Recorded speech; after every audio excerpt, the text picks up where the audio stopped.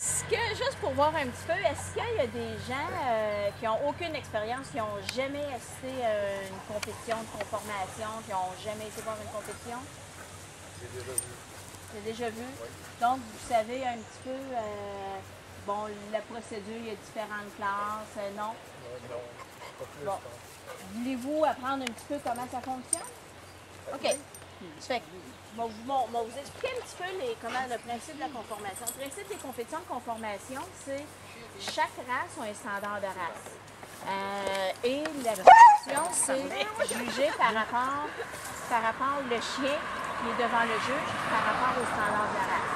Donc, il y a la longueur du museau, la position des yeux, les oreilles, l'angulation des pattes, le mouvement, etc. Donc, ils ont différentes choses qui sont jugées et le juge va regarder par rapport au standard de race selon l'appréciation du juge de la journée, c'est qu'est-ce qu'il préfère.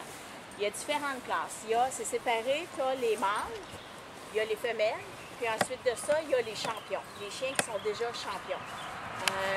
Les mâles, c'est séparé par, il y a les chiots, donc des chiots de 6 à 9 mois, les chiots juniors, des chiots seniors de 9 à 12 mois. Dans certains shows ou dans la spécialité qu'il va y avoir, habituellement, il y a une classe qui appelle des chiens de 12 à 18 mois. Donc, tu as ces différentes classes-là. Et ensuite de ça, il y a ce qu'il appelle la classe open. Donc, ça, c'est ouvert à tous les âges pour les chiens qui ne sont pas champions. Donc, chaque classe est jugée. Donc, ils commencent avec les mâles. Les mâles sont jugés. Ils vont déterminer le meilleur chiot junior, meilleur chiot senior, meilleur chiot 12 à 18 mois, meilleur chien open. Et ensuite de ça, chacun des gagnants va compétitionner pour le meilleur mâle. Ils refont le même processus avec les femelles. Quand ça c'est fait, ils ramènent tous les champions, tous ceux qui sont déjà champions, sont jugés avec le meilleur mâle et le meilleur femelle pour déterminer c'est qui le meilleur de la race, le meilleur du sexe opposé. Donc, si un mâle fait meilleur de la race, ça va être une femelle meilleure du sexe opposé. Si c'est une femelle, ça va être un mâle. Et ensuite, meilleur des gagnants, qui est le meilleur entre la femelle ou le mâle qui n'était pas champion. Et là, ça vous permet d'accumuler des points. Pour être champion, il faut accumuler 10 points, dont un des gains doit être d'au moins 2 points. Pour déterminer le nombre de points, c'est selon le nombre de chiens battus. Donc, il y a toute une cédule, là, selon le nombre de chiens battus, vous accumulez des points. Donc, ça, c'est le principe de la conformation. Maintenant, quand on se présente dans le ring, ce qui est important quand on va en conformation dans le ring, c'est toujours comme dans n'importe quoi, c'est de regarder avant. Donc, même si ce n'est pas votre race, ça va être la race d'avant, le chien d'avant, les races d'avant. Vous regardez sur le bord du ring et là, vous pouvez voir un petit peu le juge va procéder comment. Chaque juge va avoir un petit pattern, là, un petit mouvement qu'ils vont vous faire. Fait en général, tous les juges qui font, quand vous arrivez devant le juge, ils vont vous demander de placer votre chien. Pour placer votre chien, c'est de placer. Le but du juge, c'est de voir la structure du chien. Donc, il faut que le chien soit placé le mieux possible. Donc, moi, je procède toujours, je tiens le chien par sa tête comme ça.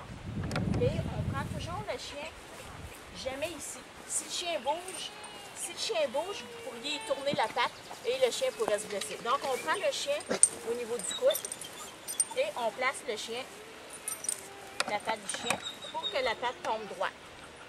On fait la même chose de l'autre côté, toujours en tenant la tête comme ça. Ça nous permet d'avoir un contrôle sur le chien. Ensuite, on va positionner le chien en arrière. Moi, ce que je fais pour positionner le chien, je touche à mon chien le long du dos. Comme ça, ça ne surprend pas le chien. Quand le chien, si vous partez de même et vous arrivez là, le chien peut être surpris, il va se placer. Vous flottez le chien, puis vous allez prendre le même principe, comme le coude, le genou, pour placer le chien.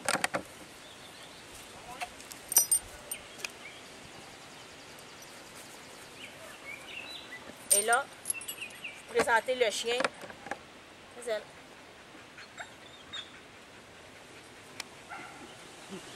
à son mieux. Pour que le juge voit vraiment, ce que vous voulez montrer au juge, c'est la position des épaules, ce qu'on appelle le top line, la position de la queue, l'expression de la tête. Montrer au juge que le chien a une belle expression de la tête. tout ça, ça va permettre au juge de mieux évaluer le chien. Ensuite de ça, le juge va vous demander de faire marcher le chien pour qu'il évalue son mouvement. Lui, le juge va l'avoir examiné, examiner les épaules, examiner le derrière, être sûr que ça soit droit. C'est facile de camoufler des faux. Un chien, mettons qu'il a les pattes croches, sur le devant, sur l'examen, vous pouvez placer les pattes pour qu'il soit droit. Quand le chien marche, les pattes, si les pattes sont croches, les pattes vont être croches.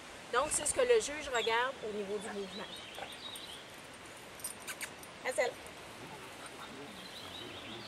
Habituellement, le juge, ce qu'il va faire, il va vous faire un tour de ring pour voir le mouvement latéral.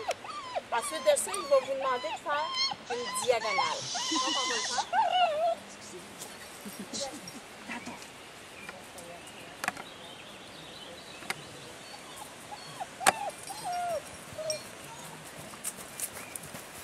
Arrivé ici, il vous demande de faire une diagonale. Ça, c'est pour vraiment voir le mouvement. Là, il regardait le mouvement latéral. L'extension du devant, l'extension du derrière. Là, il va regarder le mouvement, si les pattes arrière sont serrées. Ou si les coudes ressortent.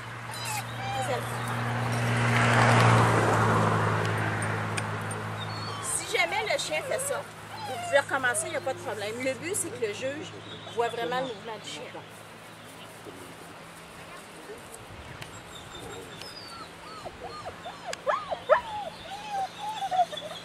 Arrivé devant le juge, on place le chien de façon naturelle pour que le juge voit comment le chien se place naturellement. Ça l'indique la structure du chien. Good girl! Donc, en gros, c'est l'évaluation, comment ça procède, et c'est le pourquoi que ça procède comme ça.